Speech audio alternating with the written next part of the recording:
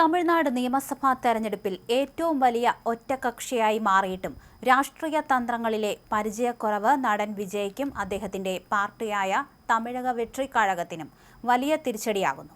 234 അംഗ നിയമസഭയിൽ കേവല ഭൂരിപക്ഷത്തിന് 118 സീറ്റുകൾ വേണ്ടയിടത്ത് 108 സീറ്റുകൾ നേടിയാണ് ടി.വി.കെ കരുത്തു കാണിച്ചത്. എന്നാൽ സർക്കാരുണ്ടാക്കാൻ അവകാശവാദമുന്നയിച്ച് ഗവർണർ രാജേന്ദ്ര വിശ്വനാഥ് ആർലേക്കറെ കണ്ട വിജയ്ക്ക് നിരാശനായി മടങ്ങേണ്ടി വന്നത് രാഷ്ട്രീയ ലോകത്തെ തന്നെ അമ്പരപ്പിച്ചിരിക്കുകയാണ്. രാഷ്ട്രീയ ഉപദേശകരുടെ അഭാവവും നടപടിക്രമങ്ങളിലെ സാങ്കേതിക പിഴവുമാണ് വിജയ്ക്ക് മുഖ്യമന്ത്രി കസേരയിലേക്കുള്ള വഴിയിൽ വിലങ്ങുതടിയായതെന്ന് വിലയിരുത്തപ്പെടുന്നു. മത്സരിച്ച 2 സീറ്റുകളിലും വിജയിച്ച വിജയ് ഒരെണ്ണം രാജിവെക്കുന്നതോടെ പാർട്ടിയുടെ അംഗബലം 107 കുറയും. ഭൂരിപക്ഷത്തിന് 11 സീറ്റുകളുടെ കുറവുള്ള സാഹചര്യത്തിൽ 5 സീറ്റുകൾ നേടിയ കോൺഗ്രസ് വിജയ്ക്ക് പിന്തുണ പ്രഖ്യാപിച്ചിരുന്നു. ഇതോടെ ടി.വി.കെ കോൺഗ്രസ് സഖ്യത്തിന്റെ ആകെ എണ്ണം 112 എന്നാൽ ഇവിടെയാണ് വിജയ്ക്ക് തന്ത്രപരമായ പിഴവ് സംഭവിച്ചത്.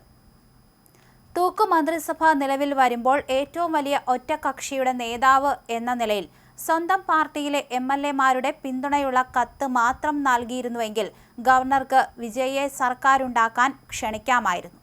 തുടർന്ന് സഭയിൽ ഭൂരിപക്ഷം തെളിയിക്കാൻ നിശ്ചിത സമയം അനുവദിക്കുകയും ചെയ്യുമായിരുന്നു.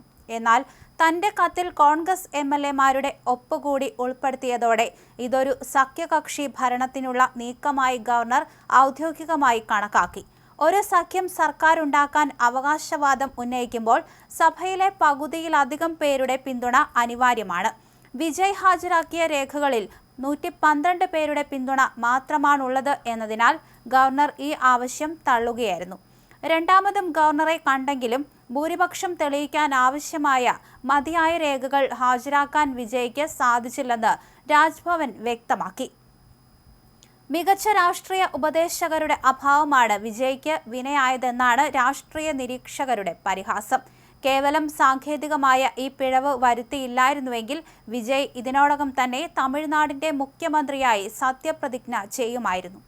ഏറ്റവും വലിയ ഒറ്റകക്ഷി എന്ന നിലയിൽ ലഭിക്കേണ്ടിയിരുന്ന ആനുകൂല്യം വേണ്ടവിധം ഉപയോഗിക്കാൻ കഴിയാതെ പോയത് ടി.വി.കെ ക്യാമ്പിൽ വലിയ നിരാശ പടർത്തിയിട്ടുണ്ട്.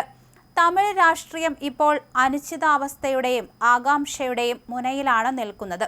പഴുതുകൾ അടച്ച രാഷ്ട്രീയ നീക്കങ്ങൾ നടത്താൻ വിജയ് ഇനി ആരെയാകും ആശ്രയിക്കുക എന്നതാണ് രാഷ്ട്രീയ ലോകം ഉറ്റുനോക്കുന്നത്. അതേസമയം ഗവർണറുടെ ഈ നിലപാടിനെതിരെ ടി.വി.കെ മദ്രാസ് ഹൈക്കോടതിയെ സമീപിച്ചേക്കുമെന്ന് സൂചനയുണ്ട്. വിജയ് ജയിച്ച 2 മണ്ഡലങ്ങൾ ഉൾപ്പെടെ 108 സീറ്റുകളാണ് ടി.വി.കെക്കുള്ളത്. 234 അംഗ നിയമസഭയിൽ കേവല ഭൂരിപക്ഷത്തിന് ആവശ്യമായ സംഖ്യ 118 5 സീറ്റുകളിൽ ജയിച്ച കോൺഗ്രസ് ഇതിനകം തന്നെ ടി.വി.കെക്ക് പിന്തുണ പ്രഖ്യാപിച്ചിട്ടുണ്ട്. അതിനിടെ സർക്കാർ രൂപവൽക്കരിക്കാനുള്ള അവസരം വിജയ്ക്ക് നൽകണമെന്നാവശ്യപ്പെട്ട് തിരുപ്പൂരിൽ നിന്നുള്ള ടി.വി.കെ അംഗങ്ങൾ ലോക്ഭവന് മുന്നിൽ പ്രതിഷേധം നടത്തി.